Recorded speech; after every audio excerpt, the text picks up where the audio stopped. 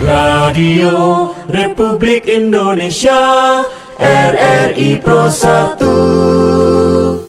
Ya, pendengar dari kawasan Es Parman nomor 31 Padang Jati Kota Bengkulu, Rizka masih bersemangat untuk menemani Anda untuk lintas Bengkulu pagi. Dan seperti yang kami informasikan dari tadi pagi, pendengar, sesaat lagi kita akan hadirkan program Binder Bincang di RRI, judulnya Membangun Jiwa Entrepreneurship di Kalangan Millennials. Nah, Anda bisa bergabung bersama kami di line interaktif 0736 345685 atau di 7321 995. Di studio kami juga sudah hadir Mas Bambang Purnomo, seorang entrepreneur, traveler, vlogger. Wah, banyak kalau bicara tentang ini ya.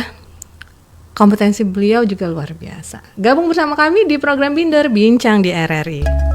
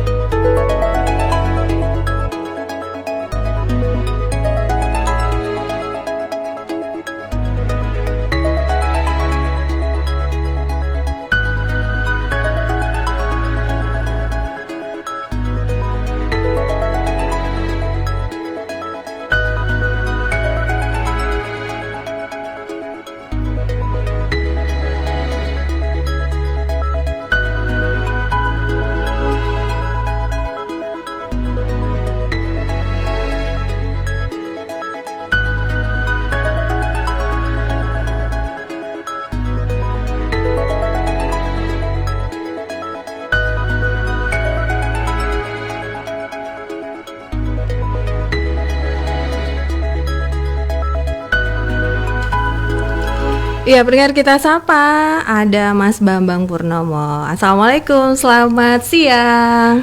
Waalaikumsalam warahmatullahi wabarakatuh. Selamat siang para pendengar RRI Pro 1. Terima kasih Mbak Rizka udah berkenan mengundang saya buat hadir di RRI Pro 1 pagi ini. Senang banget bisa sharing lagi di sini ya. Alhamdulillah. Mas Bambang, apa saja kegiatannya sekarang? Baik, terima kasih banyak Mbak Rizka. Kegiatannya terus semangat. Yang pertama itu kegiatan saya tetap menjadi salah satu karyawan di salah satu perusahaan telekomunikasi.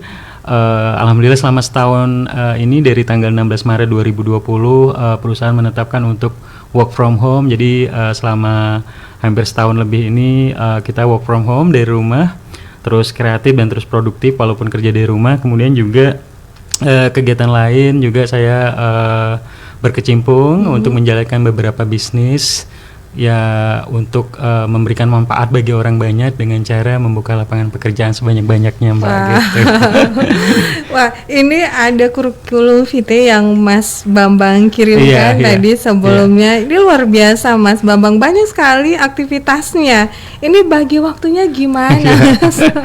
Jadi Mbak Rizka, untuk bagi waktunya sebenarnya kita pintar-pintar membagi waktunya. Yang pertama kita bisa menggunakan teknologi, kita bisa remote bisnis yang kita udah jalankan, walaupun kita nggak di tempat, bisnis tetap bisa jalan. Kemudian sesekali juga saya alokasikan waktu saya untuk bekerja di sana, misalnya kayak di peternakan ayam sendiri.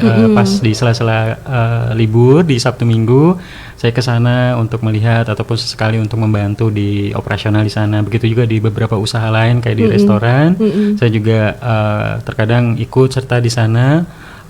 Yang penting sih bisa jalan semuanya, bisa dikontrol. Kemudian juga saya bagi waktu dengan istri saya, seperti itu sih. Jadi yang penting semuanya bisa jalan dan bisa running aja gitu. Waduh, ini luar biasa Mas. Running dengan ada ini sekitar 7 usaha ya Mas? Iya, dari beberapa usaha itu mungkin saya ceritakan juga usahanya dari bebek sambal pecut, kemudian juga ada bebek goreng Pak Slamet, kemudian ada Republik Telur, ada peternakan ayam, kemudian juga sebelumnya ada beberapa bisnis yang saya jalankan juga kolaps. Mungkin nanti kita ngobrol juga kenapa kok bisa kolaps bisnis itu. Ya kayak di Geria Keluarga Sehat itu refleksi keluarga karena COVID segala macam, jadi akhirnya harus kita tutup. Kemudian selanjutnya juga ada juga butik Ulma, jadi butik muslimah. Jadi karena waktu itu kondisi kita tidak bisa belajar dari adaptasi dengan era digital dengan masuk ke e-commerce, akhirnya kita kolaps. Kemudian juga ada Soto Lamongan Abbas, itu franchise dari Surabaya. mungkin respon pasarnya atau kualitasnya belum bisa di-maintain dengan baik, akhirnya collapse. Jadi memang dari beberapa bisnis yang saya jalankan itu nggak semuanya running well, Mbak. Jadi memang pebisnis pasti merasakan bahwa wah, bisnis itu banyak resikonya, besar sekali resikonya. Tetapi konteks di sini yang pengen kita bahas pagi ini bersama RRI Pro 1 buat pendengar semua, bahwa buat kaum milenial jangan takut untuk memulai bisnis, karena seresiko-resikonya bisnis ya kita harus memulai dari sedini mungkin, seperti itu. Apalagi kondisi COVID saat ini yang memaksa banyak pebisnis gulung tikar, kita harus berpikir kreatif. Apalagi misalnya lulusan universitas saat ini sangat banyak. Ekspektasinya jangan berharap bahwa setelah lulus kuliah itu harus menjadi seorang karyawan, seorang pegawai, tetapi how we create the opportunity of business. Jadi bagaimana kita membangun bisnis sendiri, bisa menciptakan lapangan pekerjaan sebenarnya sebanyak-banyaknya, dan itu lebih memberikan manfaat bagi orang banyak. Mungkin seperti itu sih. Nah, ini menarik Mas Bambang. Bagaimana kita membangun bisnis kita, gitu ya, menciptakan bisnis kita. Apa yang harus disiapkan untuk pemula, Mas Bambang? Baik, yang pertama untuk pebisnis pemula, yang pertama adalah mental.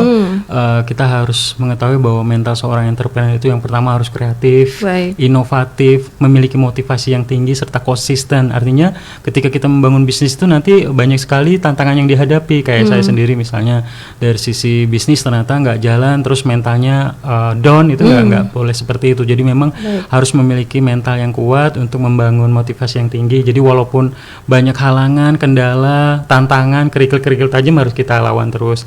Kemudian juga kita harus menjaga networking, jadi kita tetap harus menjaga hubungan baik dengan semua orang agar bisnis kita tetap jalan. Jadi sebisa mungkin kita bisa gabung dengan komunitas-komunitas entrepreneur sehingga kita memiliki semangat positif ketika berada di komunitas mereka untuk bisa menebarkan jiwa positif ke sesama komunitas yang lain, memberikan semangat, motivasi ataupun solusi buat tim yang mungkin down dan sebagainya. Jadi yang utama itu, kalau masalah modal dan lain sebagainya mungkin itu bisa nextnya, tapi yang terutama mentalnya itu dulu. Itu dulu. Jadi yang utama. mental yang harus dipersiapkan. Ya, itu dulu yang utama. Baik, kalau mau siap berbisnis, kita harus siap juga dengan kemungkinan gagal tadi ya, Mas Bambang. Saya selalu buat quote gini, Mbak, bahwa bisnis itu tidak semudah telapak tangan gitu, tapi membalikan telapak tangan gitu betul, ya. Diperlukan mental yang kuat untuk terus bertahan dan konsisten untuk membangunnya, seperti itu. Baik, kalau boleh tahu Mas Bambang ini memulai bisnis di usia berapa? Karena kalau saya lihat masih muda. Jadi selepas kuliah dari Universitas Andalas pas S1 saya dulu di umur 21, saya sempat bekerja di salah satu perusahaan teknologi Amerika di Jakarta, kemudian dari Padang di Jakarta, kemudian tugas di Lampung, di Medan, di Palembang. Nah, di sekitar umur 25, sewaktu saya pindah ke perusahaan telekomunikasi di Palembang waktu itu saya mulai belajar. Jadi kebetulan orang tua saya juga wira swasta, jadi saya coba berbisnis kecil-kecilan dengan membuat kontrakan gitu-gitu, seperti itu. Kemudian juga pas waktu kuliah juga karena untuk mencari tambahan kuliah, karena kan jauh dari keluarga, orang tua di Jambi, saya kuliah di Padang. Jadi saya dulu membangun tambahan cari uang itu dengan cara menjadi guru private, terus kemudian motokopi buku waktu itu ya. Jadi buat tambahan, jadi teman-teman nitip, saya dapat tambahan sedikit-sedikit dari sana. Kemudian juga penjaga pustaka jurusan seperti itu. Jadi semuanya saya lakoni, tapi tetap saya concern dengan kuliah saya. Kenapa? Karena saya kuliah jauh-jauh di Padang dari orang tua di Jambi. Jadi tetap bisa lulus 3,5 tahun dengan jadi lulusan terbaik Universitas Andalas waktu itu. Wow, keren. Mas Bambang, ini kalau kita mesti jeli gitu ya, melihat peluang, karena kita lihatnya Mas Bambang berarti jeli melihat peluang. Betul. Gitu ya. Bagaimana cara kita mengasahnya, Mas Bambang? Sebenarnya dimulai dulu aja. Kalau kata Om Bob Sadino, bisnis apa sih yang bagus? Bisnis yang bagus itu adalah bisnis yang dimulai segera, bukan dipikirkan atau diplankan seperti itu. Jadi kalau misalnya mengasahnya ya dari sisi misalnya kita dari kaum milenial nih atau anak-anak muda sekarang yang mungkin banyak misalnya sukanya fotografi atau sukanya misalnya di bidang musik atau sukanya di kuliner atau yang lainnya yang memang membangun jiwa kreatif, itu bisa dimulai ya segera aja buat bisnis, bisa jual lewat media sosial, kemudian e-commerce, apalagi sekarang banyak sekali konten-konten yang bisa kita gunakan, media-media yang bisa kita gunakan seperti internet, itu bisa promosi mudah, murah, dan juga lebih tepat sasaran seperti itu. Jadi yang penting dimulai dulu aja, bisnisnya apapun bisa diasah sambil jalan seperti itu sih. Nah, ketika bisnis sudah jalan baru nanti bisa melebarkan bisnisnya ke bisnis yang lain yang mungkin bisa dieksekusi juga seperti itu sih. Baik, ini kita udah mengenal bahwa menjadi seorang entrepreneur itu tadi kata Mas Bambang, mentalnya harus diperkuat, terus jeli melihat peluang. Betul. Nah, pada saat awal mula mengembangkan bisnis Mas Bambang di Bengkulu begitu ya, usaha apa yang pertama kali, Mas? Waktu pertama kali itu saya dan istri butik.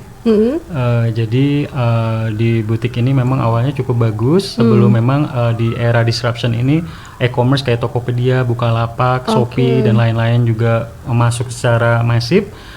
Sehingga bisnis butik itu saya lihat juga pada saat itu banyak yang tutup, salah satunya kita kalah sama e-commerce. Itu tahun berapa, Mas? Tahun 2013-2014.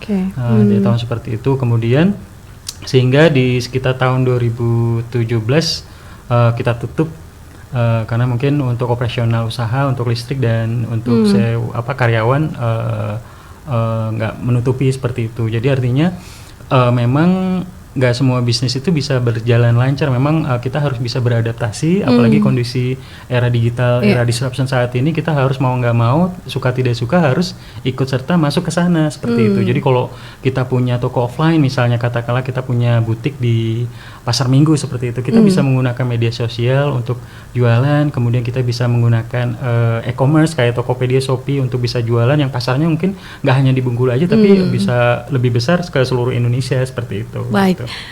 Pendengar, perbincangan kami semakin menarik. Anda bisa bergabung bersama kami di line telepon 0736 345685 atau di 7321995. Yang ada pertanyaan bisa juga mengajukan di WhatsApp-nya RRI Bengkulu Pro 1 di 0811 73070079. Sekali lagi di 0811 73070079. Masih di program Binder Bincang di RRI, ada Mas Bambang Purnomo, seorang entrepreneur, traveler, dan vlogger. Ini idaman ya Mas Bambang pekerjaannya. Udah entrepreneur, traveler, vlogger. Jadi kalau lagi jalan-jalan biasanya di vlog gitu. Di vlog. Jadi memang kebetulan saya suka traveling, cuman selama almost tahun Covid ini saya nggak berani traveling keluar. Ya. Cuman sebelum Covid itu memang saya senang sekali untuk traveling keluar, dan biasanya juga nggak menggunakan tour, lebih banyak mandiri kayak backpacker gitu sama istri sama anak. Saya mendokumentasikan mulai dari perjalanan awal, membuat visa, kemudian di sharing di imigrasi, penerbangan seperti apa, mencari apartemen Airbnb untuk menginap, kemudian juga tips-tips lainnya kalau misalnya kita nggak bisa menggunakan bahasa lokal di negara yang kita tuju. Jadi lebih ke arah sana, sehingga saya tertarik untuk mendokumentasikan dalam video, dan alhamdulillah lumayan, viewsnya juga lumayan.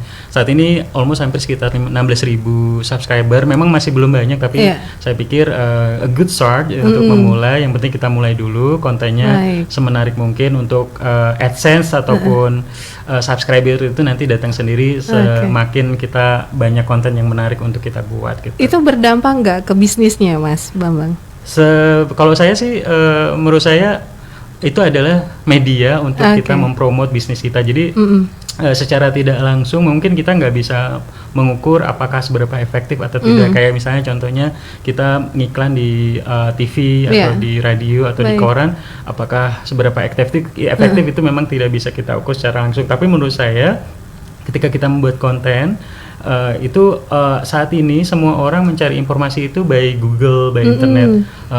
Sedangkan Google sendiri selalu berprinsip bahwa find the information for the people. Nah, ketika kita membuat konten di YouTube atau di media sosial atau di blog atau di web, ketika orang mencari konten tertentu, misalnya katakanlah kuliner bebek misalnya, mereka akan merefer ke usaha kita. Jadi memang mau nggak mau yang berhubungan dengan content creator itu bisa disebut sebagai supply information to the people. Jadi mereka akan mendapatkan informasi. Nah, pasti berdampak karena masyarakat akan mendapatkan informasi mengenai usaha kita. Ketika misalnya pendatang nih dari Palembang atau dari Jakarta, aduh pengen cari kuliner Bengkulu apa nih, saya bingung, mereka cari di internet dan akhirnya merefer ke usaha kita. Jadi memang secara tidak langsung pasti akan berdampak juga sih kelihatannya. Baik. Ini support dari keluarga ini seperti apa, Mas Bambang, untuk memulai usaha di awal-awal kemarin? Yang penting memang ketika kita starting a business, apalagi yang sudah menikah, mungkin ya memang peranan keluarga utama ya, dari istri ya, itu memang sangat penting sekali, karena memang beriringnya jalannya bisnis, mau nggak mau memang banyak waktu ketika kita membangun suatu bisnis. Di awal-awalnya kita banyak waktu yang kita akan habiskan di usaha tersebut, kadang bahkan sampai malam, kadang bahkan kita juga menginap di tempat usaha itu. Nah, kalau ketika istri kita mendukung ketika kita membangun bisnis itu, ya insya Allah sih bisnisnya bisa berjalan dengan baik, karena istri akan mengerti bahwa oh ternyata suami kita bekerja keras untuk membangun bisnis. Dan juga begitu juga mungkin istri juga akan membantu untuk dari sisi misalnya memegang dari sisi keuangan, kalau saya mungkin dari sisi pemasaran atau dari segi SDM dan lain-lain sebagainya. Jadi memang harus saling support satu sama lain sih menurut saya. Baik. Iya. Ini dari usaha, begitu banyak usahanya Mas Bambang. Tadi Mas Bambang bilang tidak semuanya berjalan gitu. Ada yang berdampak apalagi di situasi pandemi ini ya. Ini juga Mas Bambang rasakan gitu. Apa yang dilakukan ketika wah ini usaha nggak bisa running lagi? Baik, ada beberapa hal memang yang saya lakukan ketika struggle untuk survive ketika bisnis di era pandemi COVID di awal-awal itu, apalagi memang sangat sulit sekali. Dan yang terpenting adalah pada awal-awal COVID itu untuk bisa menggaji karyawan aja itu adalah hal yang luar biasa sekali. Jadi yang pertama yang saya lakukan adalah melakukan restrukturisasi finance. Jadi bagaimana keuangan itu dikelola dengan baik, menekan kos-kos yang tidak efektif untuk bisa kita singkirkan yang nggak efektif. Kemudian juga dari awal bisnis saya mengenal komunitas masyarakat tanpa riba. Jadi memang udah sekitar 5-6 tahun ini saya udah belajar untuk meninggalkan riba. Jadi even bisnisnya goyang juga, mungkin omset turun sampai 50%, tapi karena tempat dan saya nggak punya utang riba segala macam, alhamdulillah bisnis tetap bisa running dengan baik. Artinya memang pengelolaan utang itu sangat penting juga, karena banyak sekali bisnis yang memang kolaps gara-gara nggak bisa membayar utang ke bank, kemudian juga belum lagi mikirin operasional usaha, listrik, gaji karyawan dan lain-lain sebagainya. Di setiap bulan harus membayar utang. Nah itu memang banyak sekali, dan ini selalu saya pegang, gimana caranya kita tetap bisa berwirausaha tanpa menggunakan utang di bank. Kemudian juga ya tetap bisa menggunakan program-program loyalty. Jadi pelanggan-pelanggan yang sudah loyal, kita katakanlah misalnya yang beli telur sama kita misalnya, toko roti seperti itu misalnya, kita terus jaga loyalitas mereka. Kemudian pelanggan-pelanggan yang menikmati kuliner di tempat kita, misalnya transaksi 300 ribuan ke atas, kita berikan hadiah souvenir botol minum, topi, dan something like that. Jadi artinya kita bagaimana kita bisa membangun loyalty untuk mereka. Jadi banyak cara yang kita lakukan, sehingga alhamdulillah setelah 3 bulan di awal COVID itu kita hampir merumahkan hampir setengah karyawan kita, sekitar 14 orang karyawan itu kita rumahkan. Tapi setelah 3 bulan alhamdulillah kita bisa memanggil kembali mereka. Kita juga kasihan juga mereka nanyain terus kapan kita bisa masuk gitu ya, karena kondisi memang lagi susah. Tapi alhamdulillah setelah 3 bulan, setelah pemerintah mengkampanye untuk new normal, menjaga protokol kesehatan dan 3M dan lain-lain sebagainya, alhamdulillah kita bisa take up lagi, bisa jalan normal lagi seperti itu hingga sekarang. Alhamdulillah. Karena ini hampir semua lini ya bisnis, terdampak betul. Namanya pandemi. Beruntungnya Mas Bambang masih bisa bertahan dan bisa bantu karyawannya. Ini bagaimana cara menghandle karyawan yang lumayan banyak? Betul. Nah, yang paling sulit kalau menurut saya dalam membangun bisnis itu bukan dari sisi pemasaran atau dari sisi operasional, modal, sistem dan lain sebagainya. Yang paling sulit itu adalah managing people, manajemenkan karyawan, SDM dan sebagainya. Itu paling sulit, apalagi ya mereka mungkin ada sesama karyawan misalnya berantem, sesama karyawan ada pacaran, kemudian juga berantem, ada yang clash segala macam. Itu memang biasanya normal terjadi di suatu bisnis.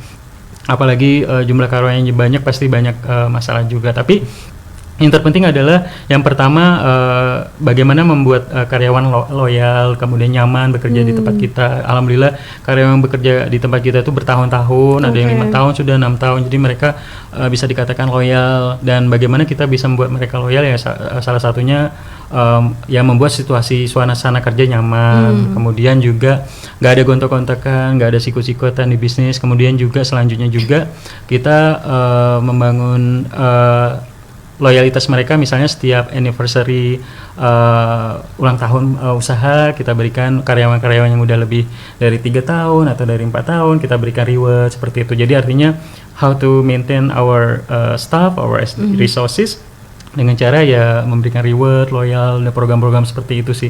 Itu yang membuat mereka loyal. Jadi kita menganggap mereka part our family, menganggap mereka adalah bagian dari keluarga kita sehingga mereka nyaman untuk bekerja seperti itu. Jadi kalau Mas Bambang lebih senang memperlakukan karyawan itu seperti family. Karena gitu mungkin ya, kalau keluarga untuk ya. dari gaji mungkin mereka bisa dapat gaji yang lebih besar di tempat lain. Tapi kalau mereka beranggapan bahwa kita sebagai keluarga, mereka nyaman, mereka akan lebih stay di tempat itu lebih lama lagi seperti itu. Ini rata-rata karyawannya atau pegawainya ini asli Bengkulu atau dari luar, Mas? Untuk karyawan sendiri ada yang dari Jawa, baik. Kemudian juga kebanyakan, tapi saya lebih banyak ke yang lokal, yang dari sisi kabupaten, kemudian juga yang ada dari Curup, dari Bengkulu Selatan, dari Lebong, pokoknya dari provinsi Bengkulu. Jadi mereka mau bekerja, mau stay di sana, ya udah kita siapkan fasilitas tempat tinggal dan lain sebagainya. Baik. Kalau bisnis kuliner, Mas Bambang, biasanya ini masalah rasa ya, nggak boleh berubah, gitu ya.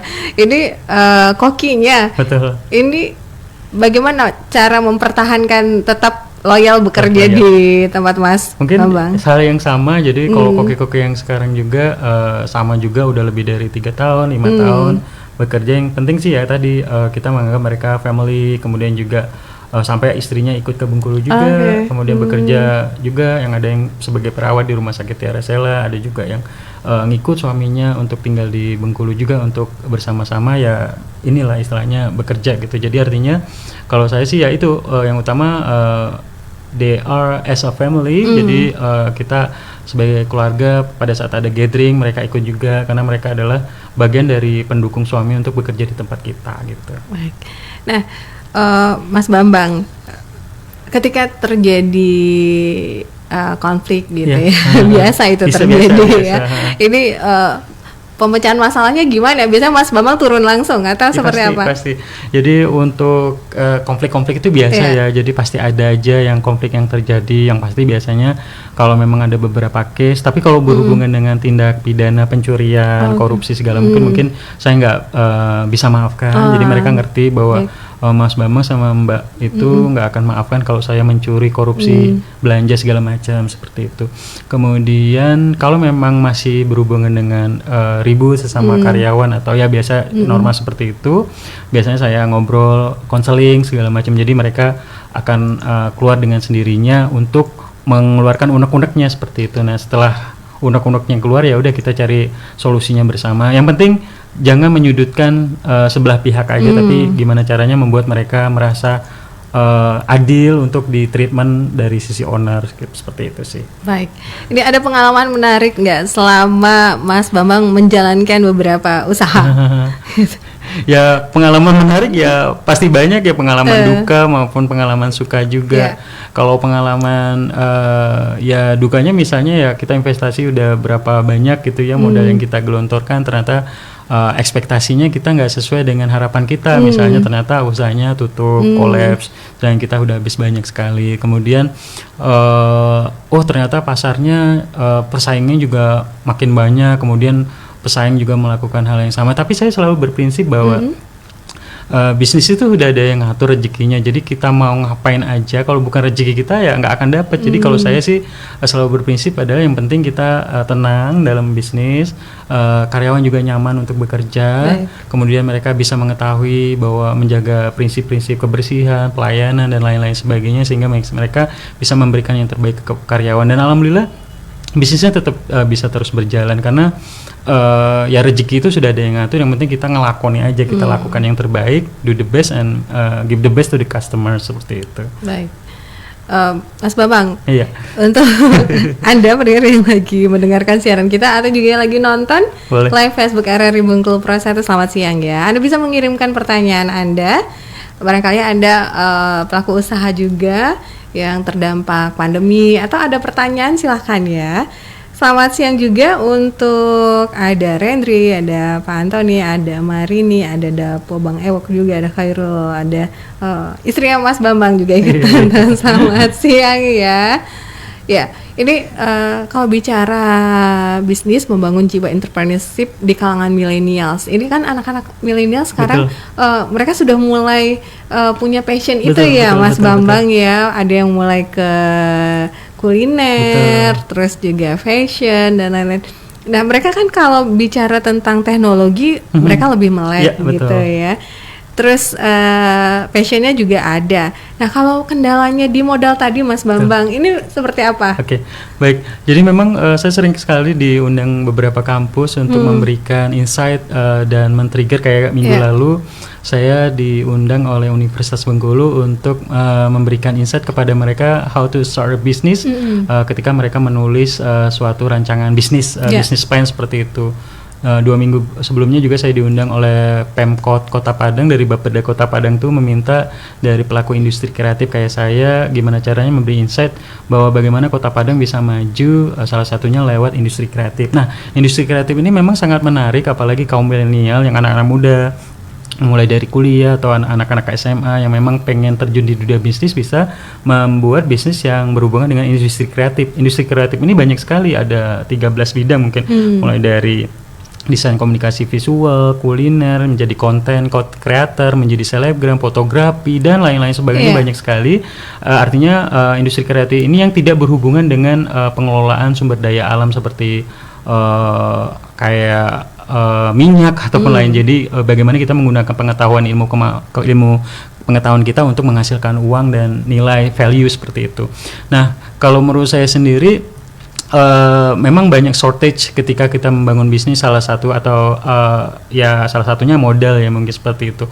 Tapi menurut saya modal bukan segalanya. Banyak sekali orang yang mungkin anaknya orang tuanya punya modal yang banyak, dalam artian mempunyai privilege, mempunyai uang lebih yang banyak untuk anaknya berbisnis, tapi banyak yang mereka nggak akan membuat bisnis seperti itu. Tetapi yang terutama tadi mental tadi, bahwa mereka memang memiliki motivasi yang kuat untuk menjalankan suatu bisnis.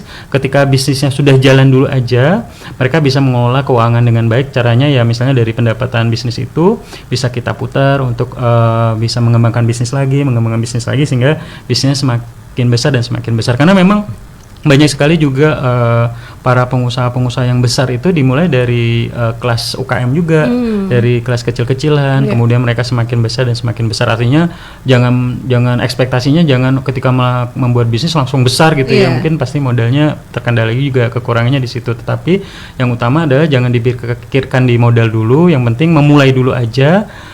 Sambil jalan kita sempurnakan bisnis kita, semakin nanti ada keuangan membaik, ada modal segala macam, kita putar lagi sehingga bisnis semakin besar, seperti itu sih. Wow. Untuk Anda pendengar yang ingin gabung silakan ya, jangan malu-malu di line telepon atau juga WhatsApp kita. Nah, kita rehat sejenak ya, Mas Bambang. Ada Tulus dengan Baru.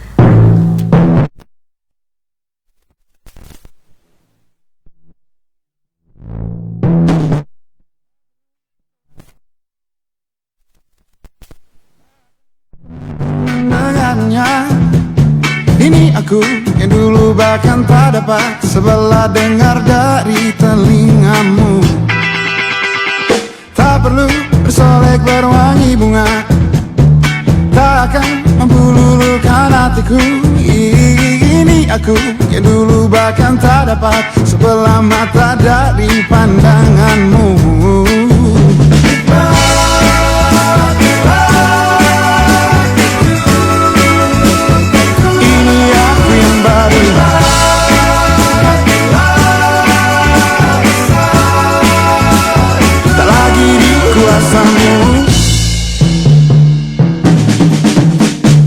Tak perlu gelitik aku tertawa, tak lagi kulihat ada yang lucu. Ini aku aku yang dulu namanya terus jadi sisipan tiap leluconmu.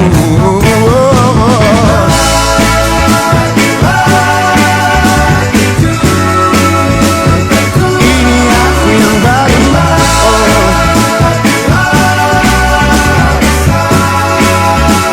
tak lagi dikuasa nikmatilah kejutanku, nikmatilah rasaku, tak lagi dikuasamu.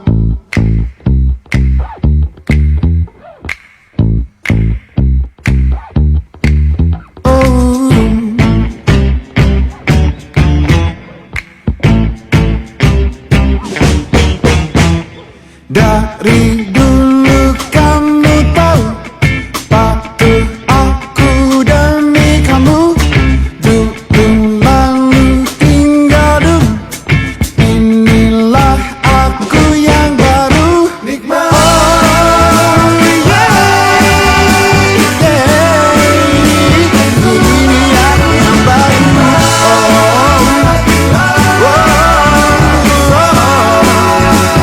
Tak lagi dikuasamu, nikmatilah kejutanku, nikmatilah rasa rindu, tak lagi dikuasamu.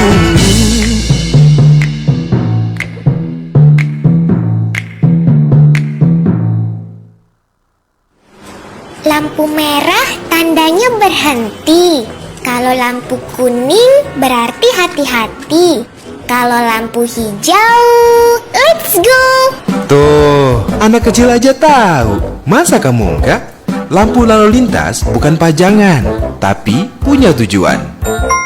Menghindari hambatan karena adanya perbedaan arus jalan bagi pergerakan kendaraan. Memfasilitasi persimpangan antara jalan utama untuk kendaraan dan pejalan kaki dengan jalan sekunder sehingga kelancaran arus lalu lintas dapat terjamin. Mengurangi tingkat kecelakaan yang diakibatkan oleh tabrakan karena perbedaan arus jalan. Ingat ya, lampu lalu lintas itu dipatuhin, bukan dicuekin. Iklan layanan masyarakat ini dipersembahkan oleh RRI Bengkulu.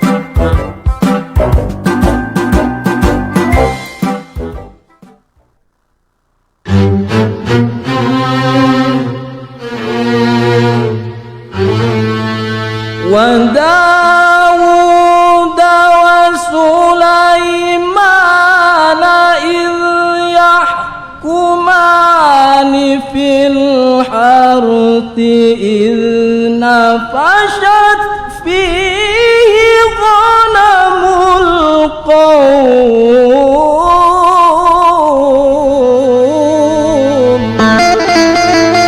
Pekan Tilawatil Quran RRI Bengkulu, cabang lomba tilawah Al-Quran. Persyaratan peserta, usia 17 sampai dengan 30 tahun, mengisi formulir pendaftaran di Google Form. Pendaftaran dibuka sampai dengan 10 April 2021.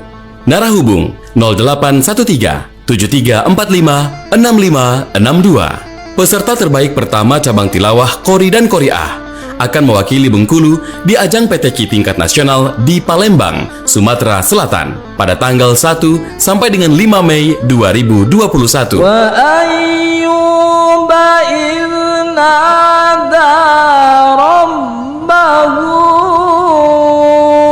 أني مسني الضر وأنت أرحم الراحمين.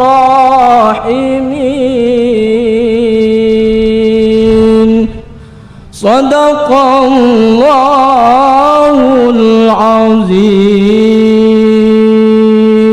Melalui PTQ RRI, kita tingkatkan nilai-nilai Al-Quran untuk membangun semangat generasi muslim milenial menuju SDM unggul Indonesia maju.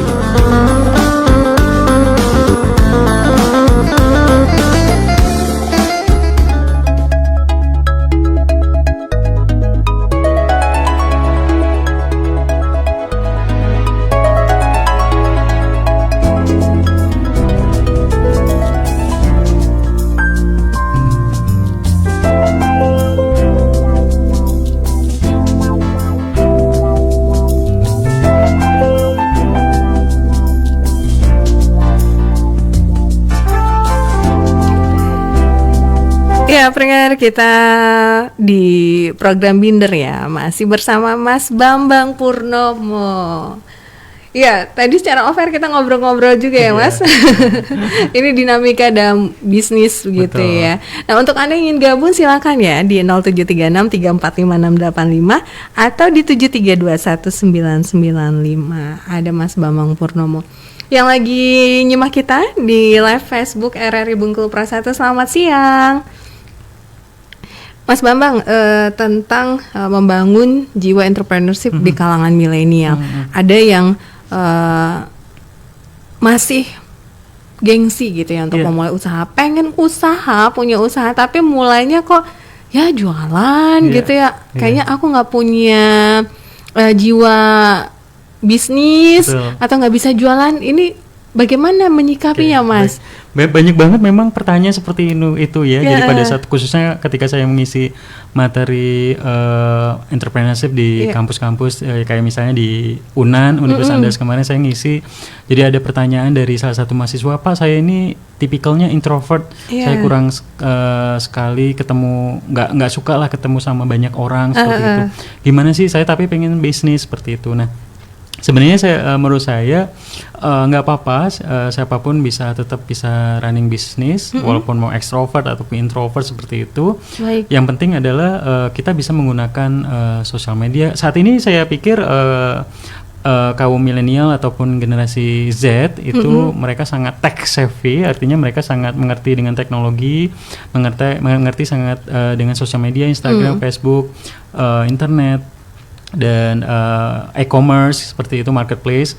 Jadi saya pikir mereka nggak harus jualan on the street. Jadi mereka bisa menggunakan sosial media dan tanpa ketemu sama orang, mereka bisa berkolaborasi dengan ojek online, katakanlah Grab, Maxim ataupun ojek-ojek lokal lainnya yang ada di Bengkulu misalnya seperti itu.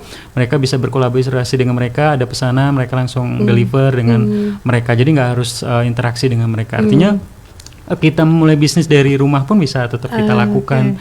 Jadi yang penting adalah kemauan kuat dulu, mau menggunakan media apapun, yang penting kita bisa jalankan bisnisnya sedini mungkin seperti itu sih.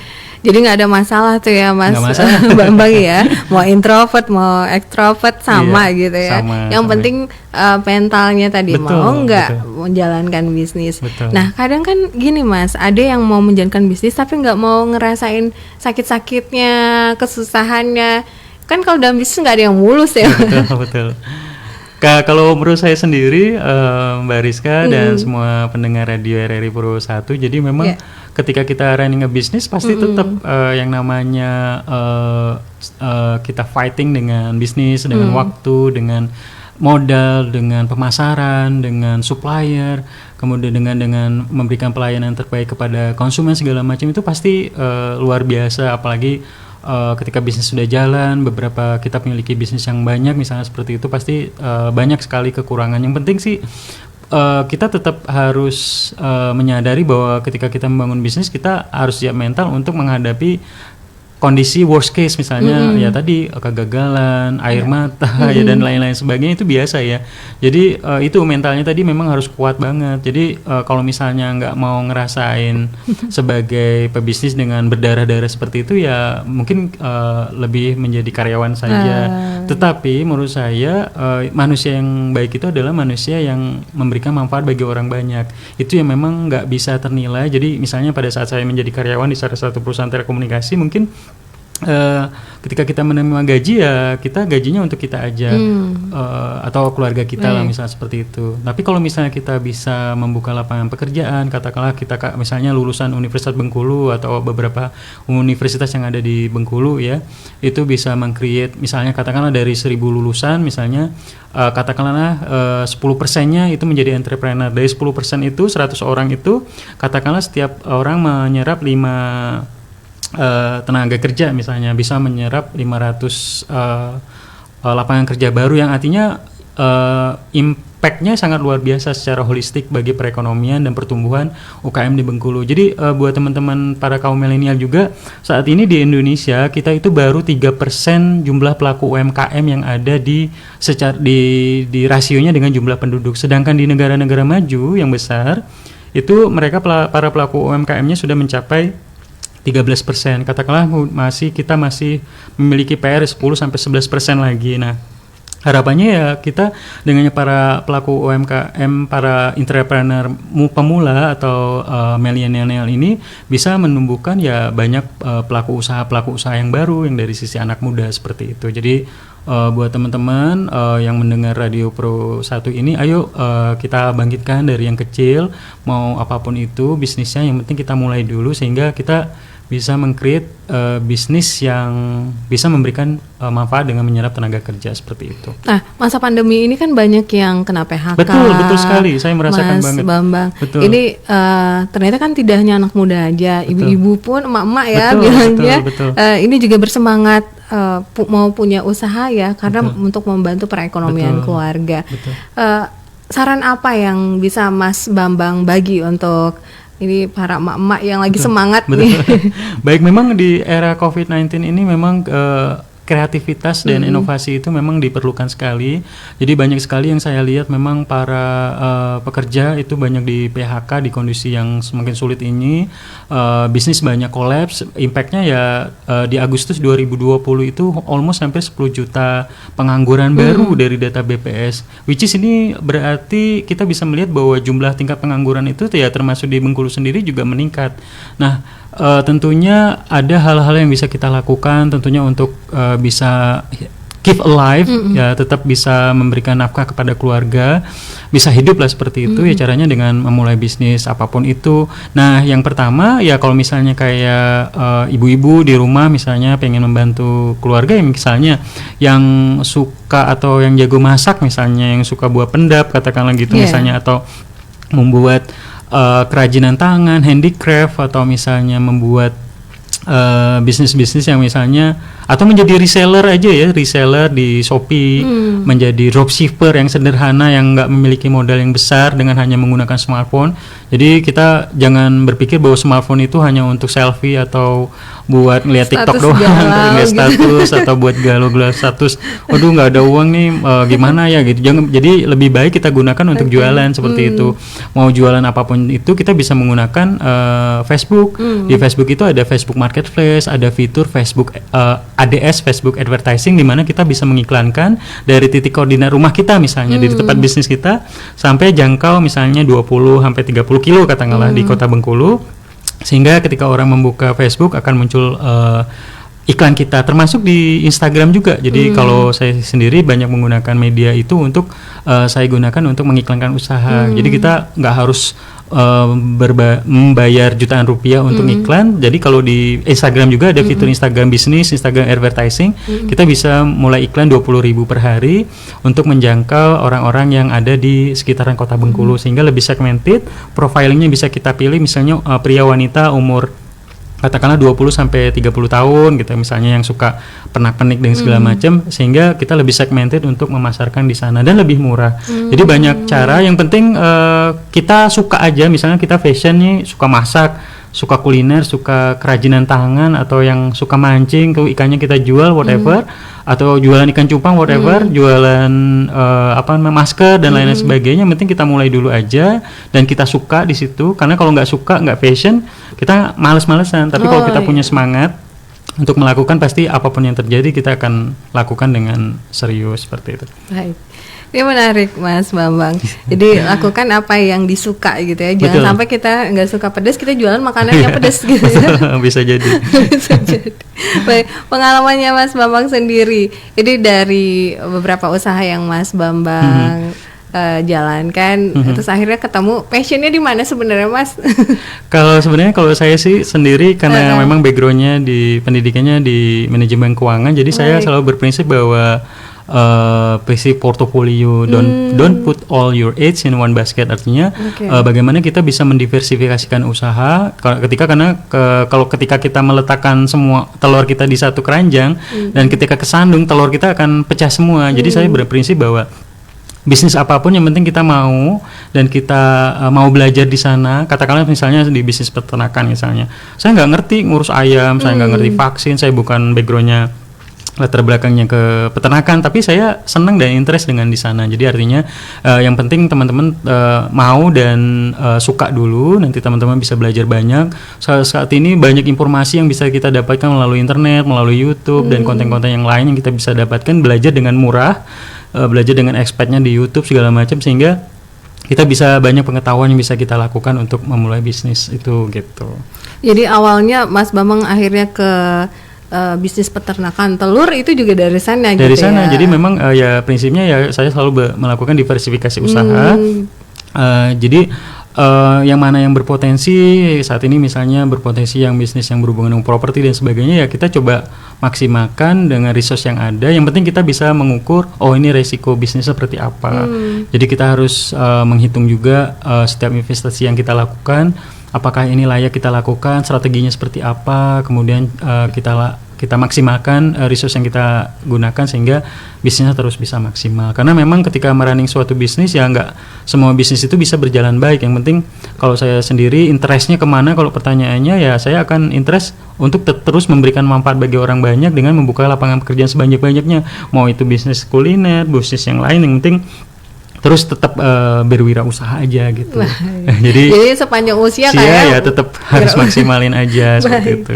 Ini itu karena Mas Bambang kan backgroundnya memang ekonomi tadi ya, finansi ya. Betul. Bagaimana kalau teman-teman yang nggak ada latar belakang sama sekali Mas Bambang untuk mengetahui resiko bisnis, kita harus survei dulu, analisa dulu, itu seperti apa? Sebenarnya ini banyak juga pertanyaannya dari para mahasiswa. Waktu itu saya memberikan insight.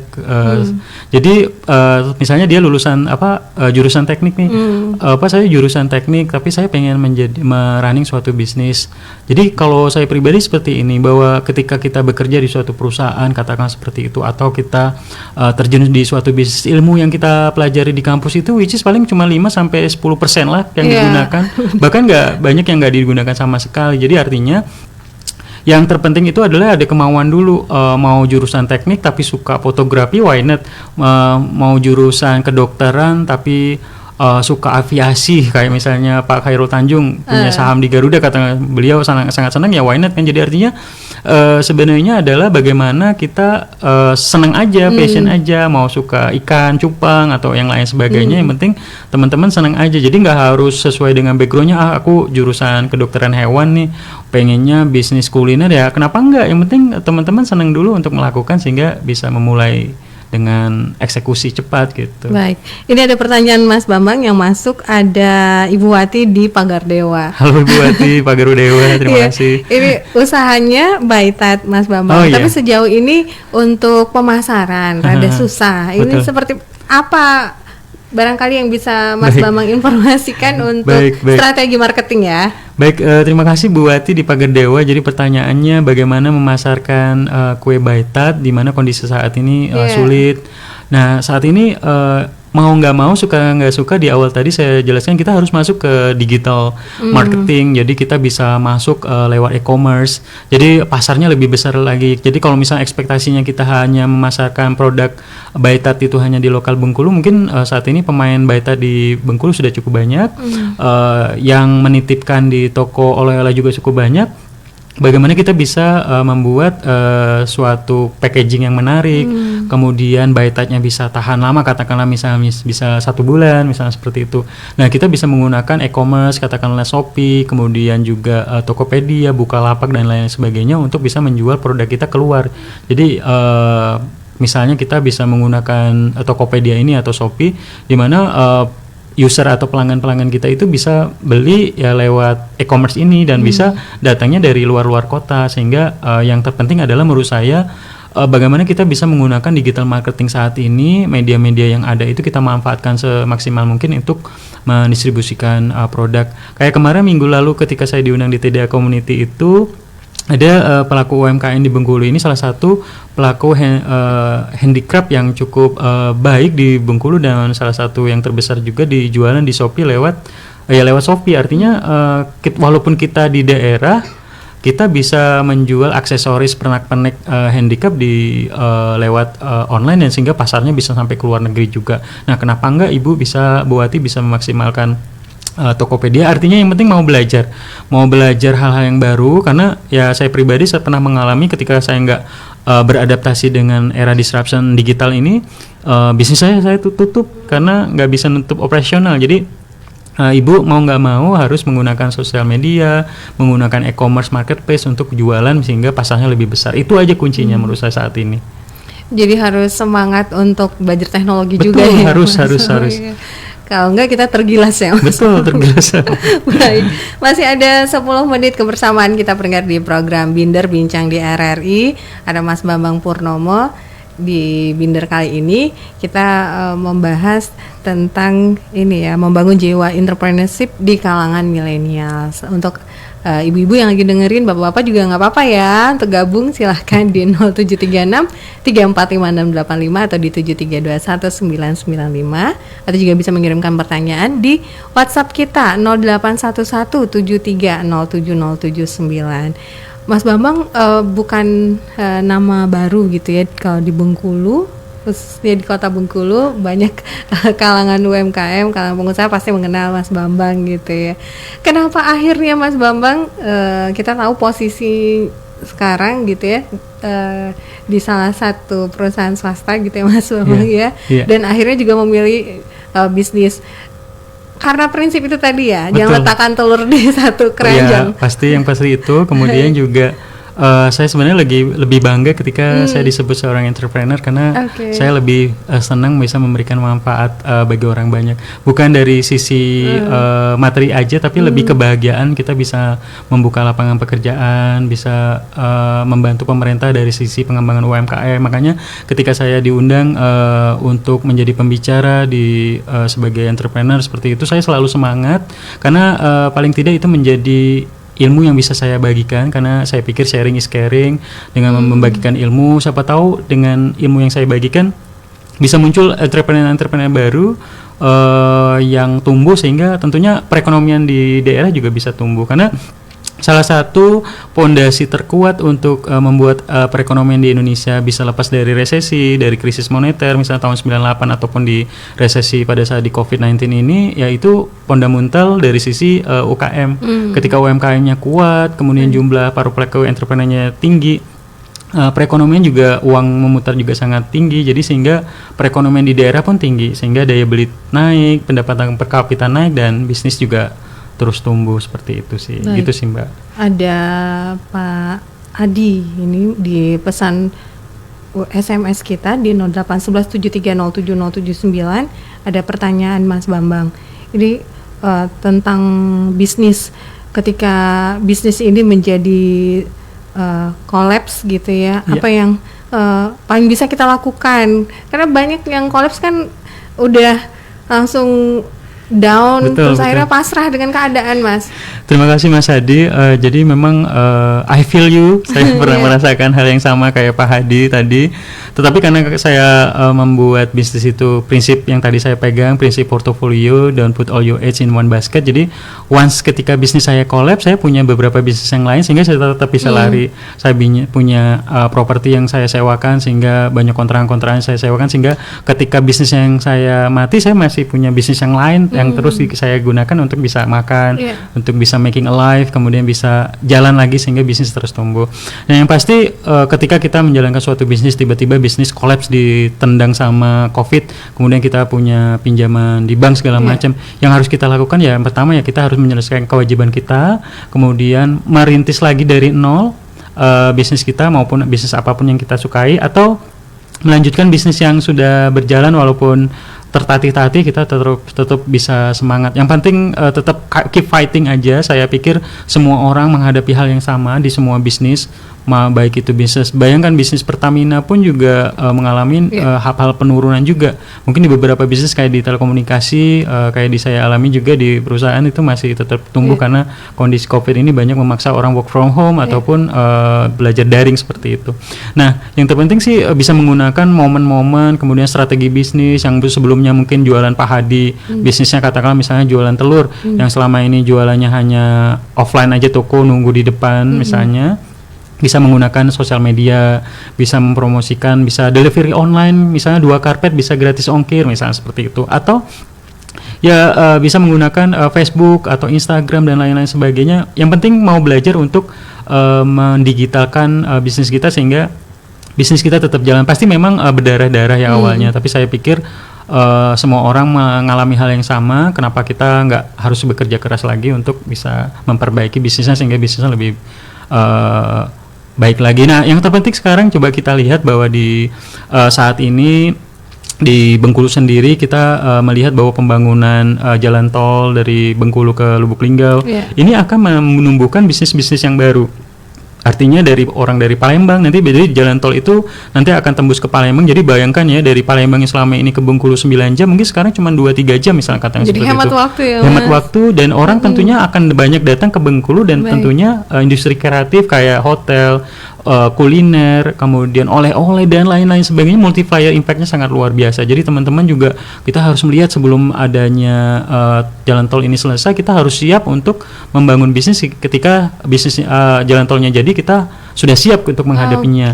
Yang kedua juga saat ini kita melihat bahwa pemerintah terus mendukung untuk vaksinasi. Kita ya berharap selalu positif bahwa dengan adanya vaksinasi ini bisa ya tentunya tetap COVID ini segera berlalu. Kita harapannya seperti itu semua. Kita harus berharap bahwa positif bahwa wah ini semoga bisa segera berlalu. Tetapi ya yang penting adalah ketika kita tahu bahwa peluang-peluang ini juga sangat banyak muncul ke depannya, ya tinggal kita lagi mau memulai atau tidak seperti itu, mau menyelesaikan masalah itu atau tidak. Baik.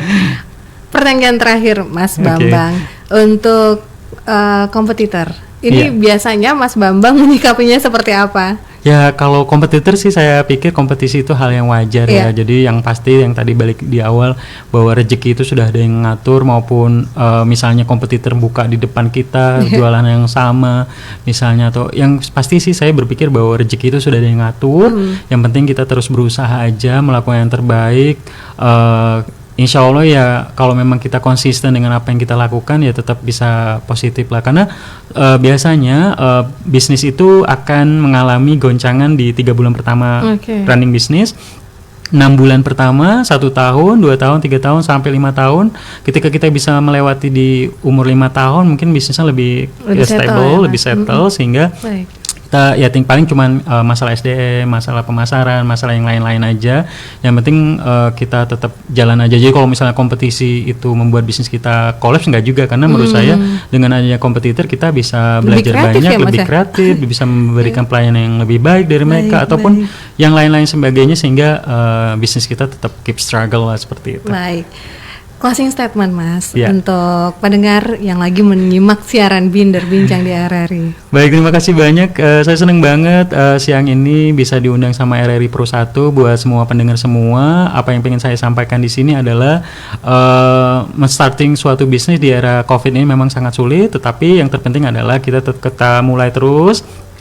Apapun itu, khususnya untuk di kaum milenial saat ini, jangan ekspektasinya ketika lulus kuliah itu adalah menjadi karyawan atau menjadi pegawai, karena saat ini jumlah pengangguran sangat tinggi, kemudian juga lapangan kerja sangat rendah karena bisnis juga banyak yang kolaps.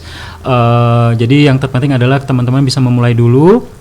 Apapun bisnisnya, yang penting teman-teman fashion di sana, mau jualan ikan cupang, mau jualan ikan laut, atau jualan ikan asin, berhubungan dengan kesehatan dan lain, frozen food, karena memang di era COVID ini malah beberapa bisnis itu banyak yang tumbuh, seperti kesehatan, kemudian orang sangat aware terhadap kesehatan, mereka sangat hati-hati terhadap banyak menggunakan hand sanitizer, masker dan lain-lain sebagainya. Artinya kita bisa membaca peluang bahwa di era COVID ini banyak bisnis yang bisa tumbuh, yang bisa kita ambil, kita bisa jual produknya, kita bisa beli lewat online, misalnya kita jual di Bengkulu untuk margin tertentu. Artinya kita nggak harus menciptakan suatu produk, tapi kita bisa menjadi reseller dulu atau dropshipper dulu dan lain-lain sebagainya. Yang penting kita memulai dulu dengan menggunakan teknologi, menggunakan digital marketing, dengan menggunakan internet, sehingga bisnis kita terus tumbuh. Saya berharap pelaku UMKM di Bengkulu terus tumbuh, makanya saya selalu mendukung terus pemerintah untuk men-trigger UKM baru untuk tumbuh, sehingga